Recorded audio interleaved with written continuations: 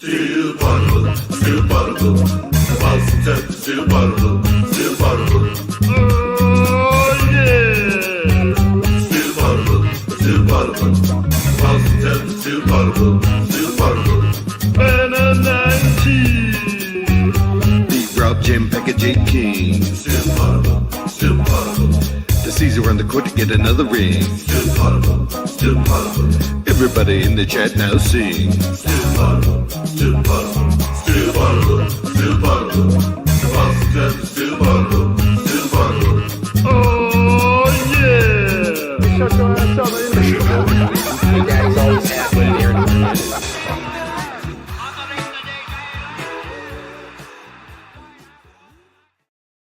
What up? What up? What up? It's me, Jay King from The Athletic, here with Brian Robb from MassLive.com. And we are here to break down Bill Chisholm's intro press conference. It was about a 40-minute affair, a long-ass press conference, one of the longest press conferences in years, actually. It was Bill Chisholm, the two new alternate governors for the Celtics, Wick Grusbeck and Adit Mittal, and Brad Stevens, who you guys know, and Rich Gotham, team president. But mostly it was Bill Chisholm's intro press conference. A lot of Bill. B-Rob. How did he handle himself on day one of his new responsibilities as the front-facing owner of the Boston Celtics? I'd say just did fine. Like, no, didn't step in any potholes, I don't think.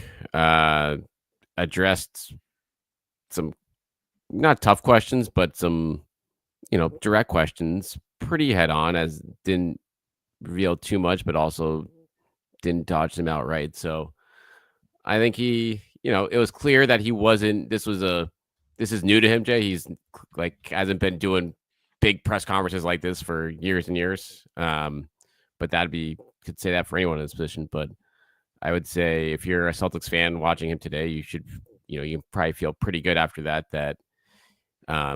he's a guy who's very excited for the opportunity, but also is very much saying, like, I'm going to defer to the basketball people here.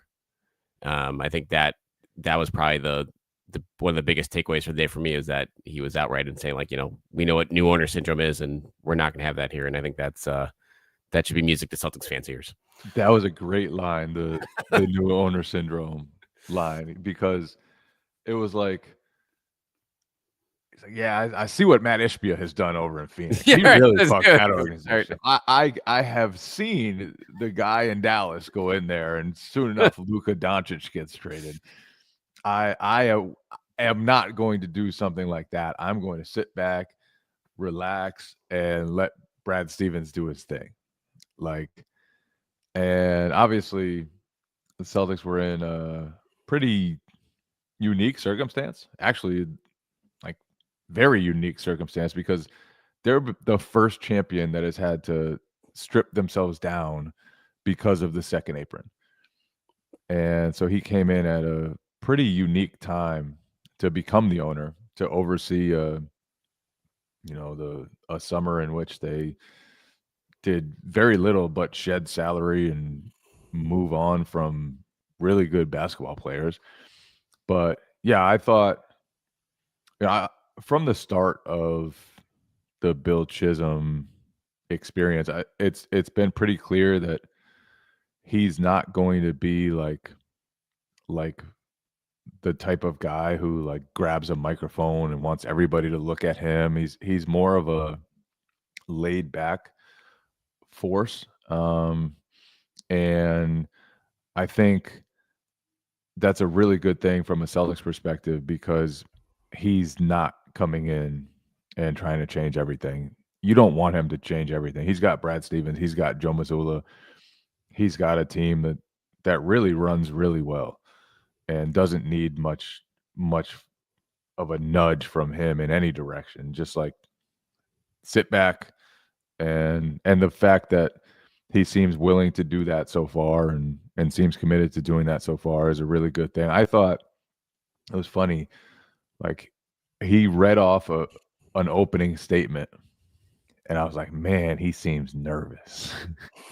Yep. And he kind of sounded like a middle schooler reading out loud in class, like kind of stumbling over his words a little bit, wasn't totally like comfortable. And I thought at that point, I was like, this might be interesting. This might be he might not be ready for the press conference, the first press conference probably of his entire life. And that's not how it went. After he started taking questions, it was like he got very comfortable very quickly and was just kind of, I thought, in control. And Seemed like he was ready for a lot of them. yeah, He had some go-to lines, whether it was like the arena question or the tax stuff. Like he was kind of ready for that in a good way, in a sense that like you don't want to. Those are answers you don't want to necessarily stumble over, and he didn't. And not that he provided clarity on everything there, but you wouldn't expect him to in the first place because for a lot of that stuff that's still up in the air, regardless. I thought also it was smart of him to kind of point toward Brad Stevens' comments because he was asked about the lower expectations on the current team. Mhm. And what he did was point to Brad Stevens' comments. And Brad likes to say, and this was dating back to Brad's time as a coach, he likes to say he doesn't want to set any ceilings on a team. And Brad actually has a reason for that. And I can remember this pretty clearly. I don't know why. It was more than a decade ago. But Brad was talking about why he doesn't put expectations on a team or why he doesn't put a ceiling on a team. And he said when he was at Butler, one of the years, must have been an early year. I think they set a goal of like winning the conference championship or something.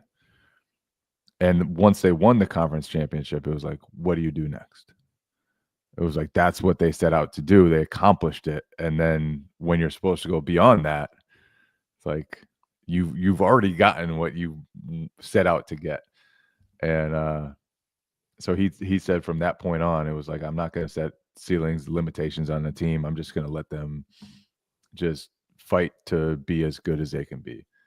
And so he is very like conscious about the way he goes about that. And so I thought for Chisholm to come in and not be like, yeah, it's going to be a down year. Yeah, we could struggle this year.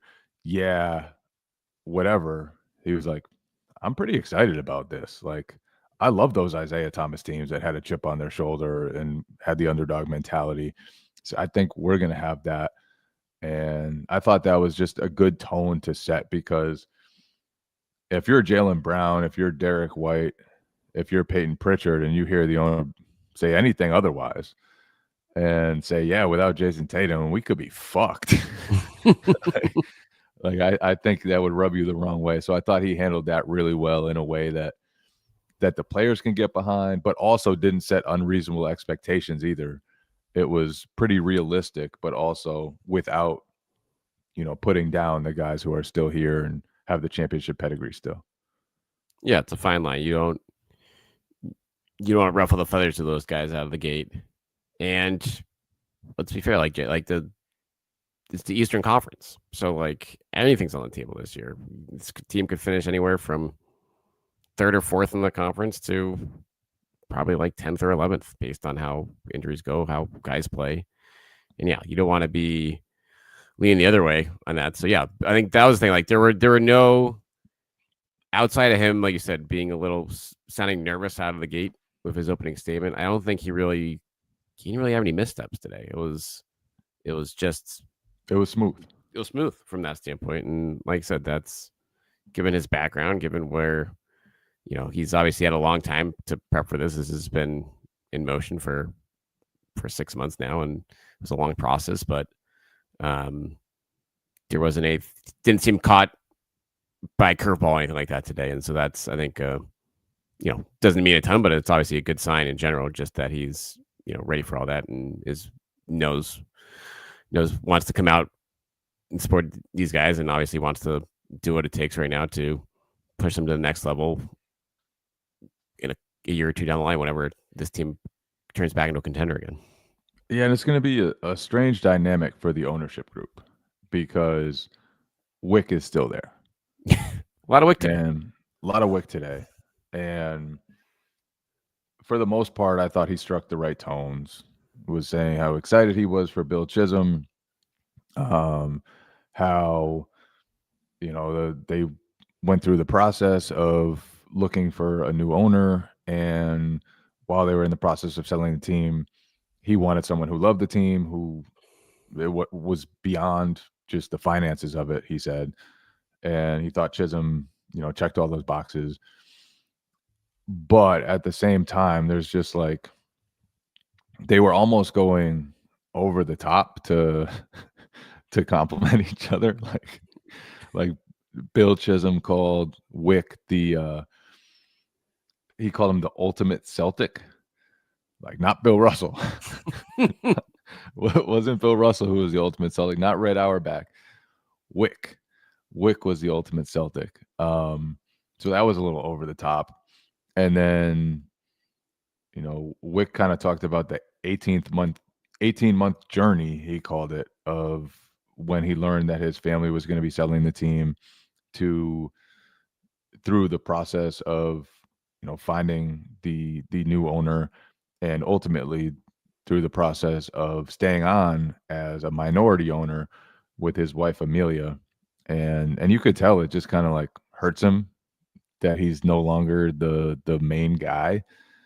And I think that's a dynamic to watch in the future, because we talk about Chisholm seems, content with being in the background and giving other people space to take credit, everything else. Wick is a front ground type of guy, foreground type of guy. And I want to see how it just unfolds over the next few years.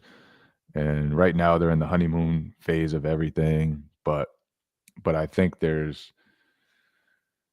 just going to be interesting. And I think both those guys will have to navigate that relationship and that partnership through some times that probably won't be like perfectly clicking.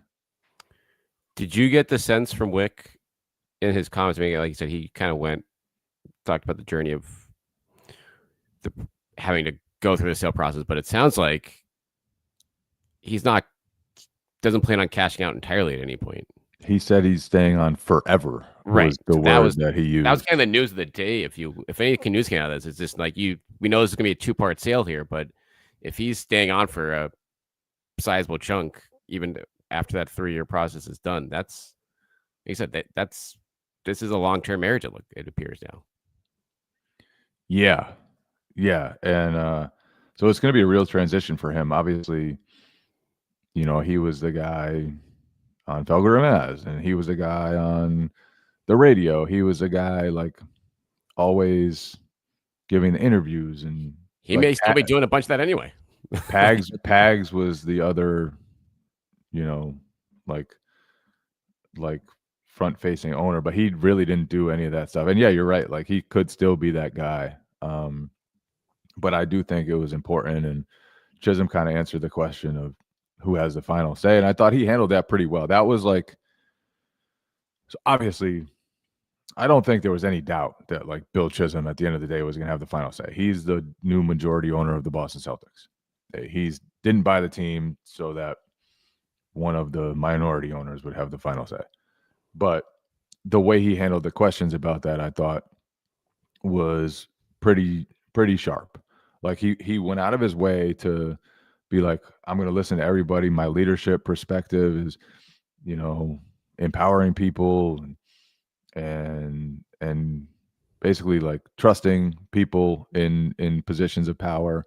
And then, but at the end of the day, he basically said like, it's my call. I'm going to be the one accountable. And I thought that was pretty important for him to just kind of take that on. And I think it was probably pretty obvious to a lot of people, but the way that he approached that, I thought was like, yeah, I'm the one. and he didn't do it in like a dickheaded way, especially with Wick right next to him, like sitting literally right next to him. But he didn't shy away from that power either, that responsibility of being the one who's going to be making the calls moving forward.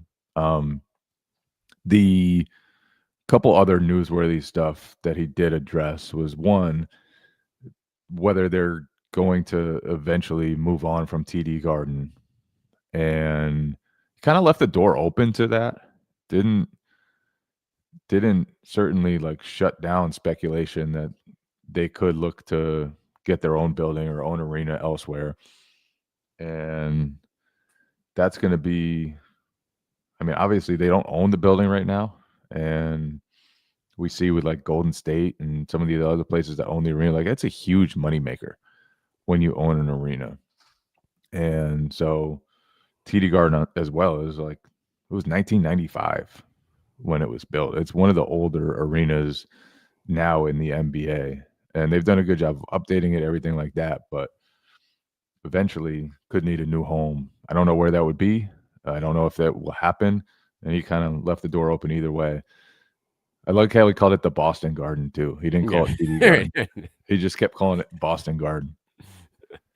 That's how you know you're an old school fan. Yeah, that was. Yeah, it's whatever. I mean, whatever's coming down the pike on that front is clearly like we're not going to get an announcement in 3 or 6 months that they're breaking ground for a new arena. It's like this is, if they're going to go after this, it's probably going to be a few years down the line, and then obviously it would be a several years long endeavor. And I believe they're have a lease with the Garden for another 10 years. For another 10 years right now, which I'm sure they could pay their way out of if they wanted to, but it takes that long to probably build the arena anyway. So, yeah, that being again, striking a diplomatic tone, whether it was that, a WNBA team in Boston saying, yeah, we're interested, but there's a process. So knowing, again, we're not going to try to rock the boat there either. And then just talking about the spending and the luxury tax stuff, pretty much saying, we're going for it, but we're balancing the now and the future, which is a way of saying going for it, but we weren't going to spend $500 million on this team after Jason Tatum got hurt. Yeah. So we'll never get the answer, Jay, of what would have happened how much would you willing to spend if Jason Tatum was healthy right now, and you guys had been in the finals again, because obviously those questions didn't come to fruition. But regardless, and Wick, I think one of Wick's newsy parts of the day was like, yeah, this is going to happen no matter what. Like these trades were going to happen with the second apron coming. And that part was interesting because Chisholm answered the question about the luxury tax, and Wick like stepped in to defend him. Yeah, right. Right, like he was shielding him from criticism that really isn't there. No. Has anyone criticized the Celtics for shedding salary this summer? It was just kind of like everyone acknowledged the second apron is real, and that once Jason Tatum went down, especially, it was very smart of them to get under the second apron. So Wick was just shielding him from criticism that really hasn't come yet. And I think if they eventually don't spend, the criticism will come. But this was not a summer to spend. This was not a summer to stay above the second apron. It was a summer to take a step back financially and kind of reset things. And Brad Stevens was asked if they still want to get out of the luxury tax entirely. And it would still take serious work. Like there's still $12.1 million over the luxury tax threshold. You would have to take back very little money if you traded away like Anthony Simons or somebody to get under that. But he didn't close a door on it either. It was just kind of like, we wanted to get under the second apron. Then we wanted to see what we have here, and then we'll make decisions from there. So it was very much like, yeah, we'll see. We'll see. Maybe we'll try to get more aggressive on that front later on. But for now, we're okay with going into the season as is. Yeah, like they they've clearly canvassed the market, and there's nothing that interests them enough to pull the trigger right now. They're in a place where they can stay here going forward, but even still, like even moving off of Niang in August, like that early, I think kind of puts a little bit of where their ultimate hope is, a direction standpoint, to like get a deal like that done that early. Shows you that they want to, they might not be done on that front. They need to get some work done this summer, and they were able to do that. So, yeah, how the team plays, like how Tatum's rehab looks like in January or February, maybe that will factor into that somewhat once they have a clear picture of if he's fully done for the season, or if there is still some optimism at that point that he will be able to be back on the floor. I don't think that will be like the main driver by any means, but it's, I think that should in some way kind of inform a little bit of what they're going to do on that front. Jason Tatum was at the practice facility today, by the way, where the press conference was. I saw him walking past the court. Looked like he had just gotten a workout in. So he's been in Did you there. talk to him? You see after that. No, I was so they have two practice courts, and you saw the setup today, but the listeners didn't. So one of them had all the press conference stuff and some tables for the media, and then the other court was still open. And so we were on one court, and he walked across the far end of the other court. So I wasn't really close to Jason Tatum. I just saw him from afar. Derek White was sitting at the scorer's table while the press conference was going on. And sneaky spot. Yeah, solid spot.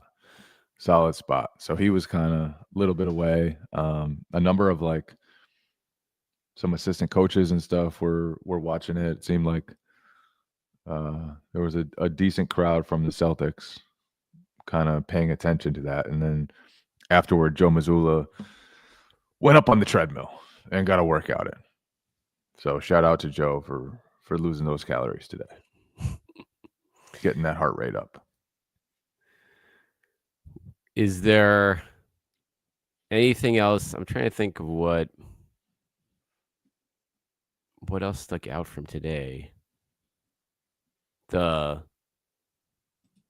Wick still being there and still semi-making news here with saying he's staying on, trying to take bullets for Bill. Like you said, that dynamic is going to be fascinating to see kind of unfold here. But Wick is certainly,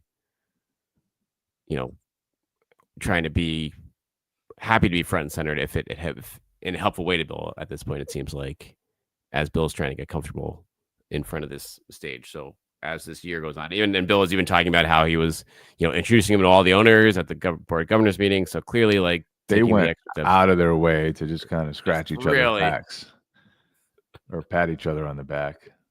Yeah, it was you can tell, and they've kind of been trying to present a unified front, and maybe they are unified, who knows. But they and I think maybe Chisholm is the right type of person to be okay with a partnership like that. Like, a lot of owners, a lot of billionaires come in, and you don't want someone else sharing the spotlight. You don't want the previous owner sticking around. You don't want anything like that. But it seems like Bill is just like really doesn't care about credit, doesn't seem like the person who's going to be itching for the spotlight or anything like that. And so as not weird or strange, as different as this partnership is from a lot, I think it might be able to work because of the type of person that he seems to be and that he's said to be. And obviously he's barely been on the job. Like, we haven't seen him in action. There's a chance that the way he presents and the way people talk about him isn't entirely right, and we'll see a new side of Bill Chisholm soon. But it definitely seems like he has the personality traits to kind of be all right with that partnership, which is really important because that dynamic is not going anywhere anytime soon, at least with Wick's, declaration, not declaration. That's a strong word, but his statement that he's going to stay on with the ownership group moving forward. We do have a question, Jay, from Tim here in the chat.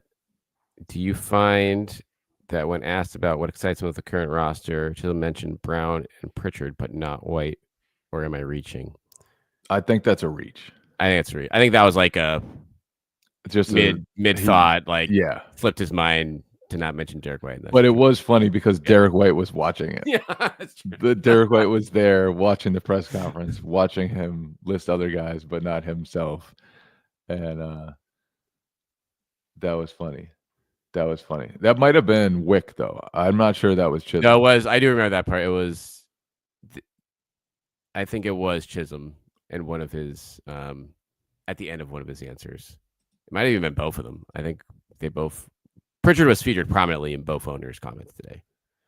Payne Pritchard should feel very good about his standing in the organization. Not that he wouldn't anyway, but a lot of Payne Pritchard talk today. So it was Wick. It was Wick. Wick at the end of a question about what this process has been like for him personally.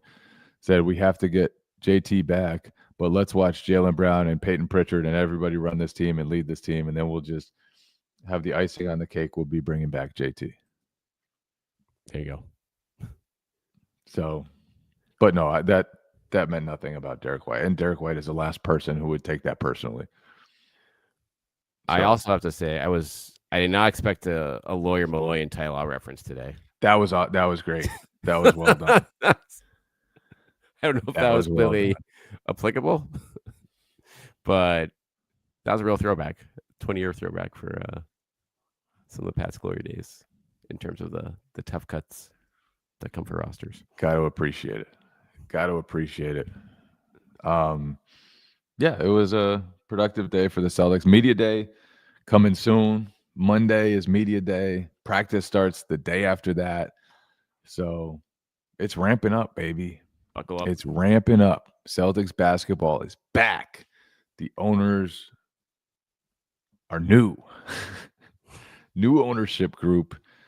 And they talked.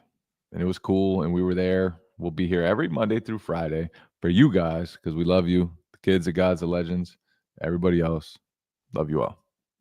Still Poddable, Still Poddable. The Boston Still Poddable, Still Poddable. Oh, yeah.